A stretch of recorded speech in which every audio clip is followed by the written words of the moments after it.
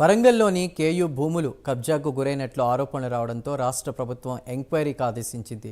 దీంతో vigilance and enforcement అధికారులు 229 survey నంబర్లో సర్వే చేశారు. ఇప్పటికే ఓ దఫా సర్వే పూర్తి అయింది. నేడు మరోసారి భూములలో సర్వే చేశారు.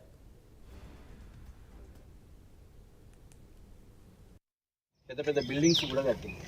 ఇప్పుడు యూనివర్సిటీ భూమి అనేది ఇక్కడి నుంచి ఈడి వరకు ఉన్నప్పుడు అక్కడనే గోడ కట్టి ఆ గోడ లోపల మొత్తం బిల్డింగ్స్ అనేది కట్టడం జరిగింది.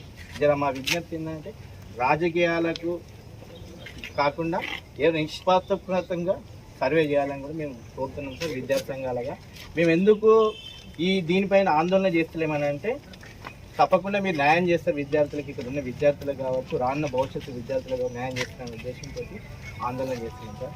మీరు దయచేసి ఇక్కడ ఉన్న విద్యార్థులకు న్యాయం చేయాలని మేము హాస్టల్స్ కట్టుకోవడానికి, ఎందుకంటే ఇప్పుడు కట్టుకోవడానికి హాస్టల్స్ లేకుండా అయిపోతుంది, కనీసం ప్లే గ్రౌండ్ లేకుండా.